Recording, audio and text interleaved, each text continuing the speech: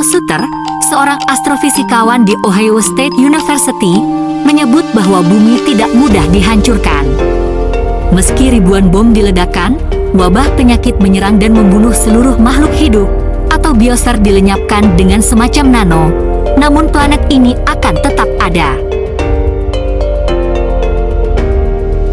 Meski demikian, bumi akan kosong, tidak ada kehidupan yang mengelilingi matahari selama miliaran tahun mendatang.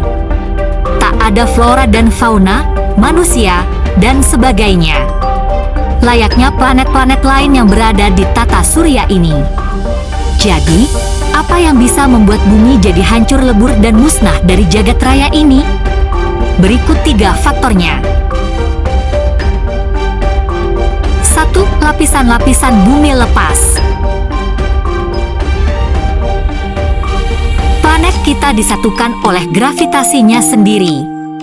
Anda bisa menganggapnya seperti bawang merah besar berbatu. Gravitasi inti terdalam menahan lapisan selanjutnya di atasnya. Kemudian gaya tarik gravitasi gabungan tersebut membuat lapisan berikutnya terpaku. Lalu, berat total lapisan-lapisan itu mencengkeram lapisan berikutnya. Proses ini berulang sampai seluruh kekuatan bumi mampu membuat Anda duduk pada sebuah kursi atau berjalan menapaki tanah.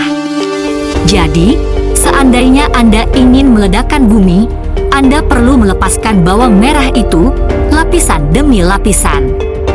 Anda perlu membuang setiap lapisan itu keluar angkasa.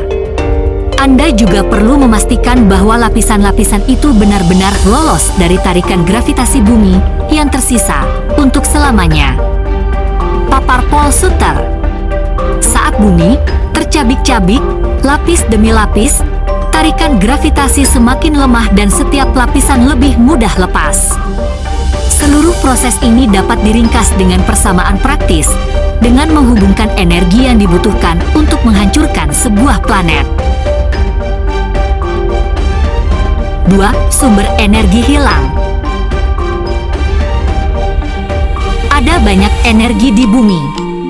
Untuk memberikan sedikit gambaran tentang jumlah itu, Sutter mengatakan bahwa pada tahun 2023, seluruh umat manusia mengonsumsi 10-20 joule energi untuk menghidupi segala sesuatu yang digunakan oleh manusia, api yang membakar kayu, mesin-mesin, alarm jam, televisi, alat baca artikel elektronik, dan lainnya.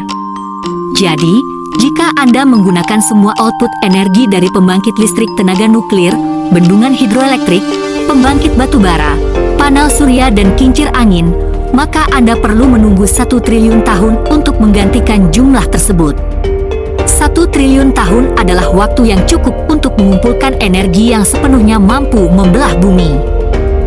Bagaimana dengan matahari? Matahari begitu besar dan merupakan sumber cahaya. Pusat tata surya ini juga memancarkan banyak energi.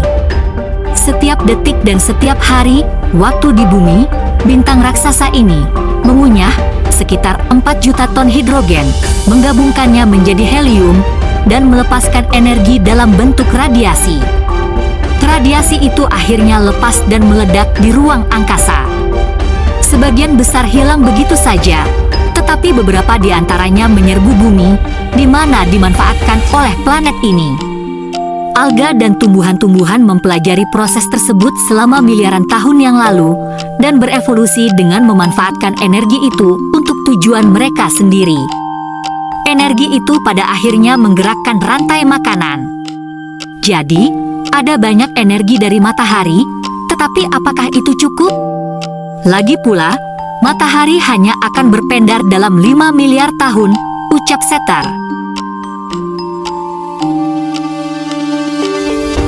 3. Tak ada cahaya mentari. Jika Anda melapisi seluruh permukaan bumi dalam panel surya, menyerap 100% semua yang berair dan radiasi yang masuk, maka Anda perlu 18 juta tahun untuk mengumpulkan energi yang mampu melepaskan ikatan planet kita, Sutter menjabarkan. Tentu saja, katanya, itu merupakan langkah signifikan yang dibutuhkan bumi selama triliunan tahun dengan mengandalkan sumber energi buatan manusia. Tetapi hanya sebagian kecil dari energi matahari yang masuk ke bumi. Bagaimana jika Anda bisa menangkap semua output matahari? Dalam hal ini, Anda hanya perlu 1 minggu untuk mengumpulkan energi yang cukup untuk menghancurkan bumi, pungkas Suter.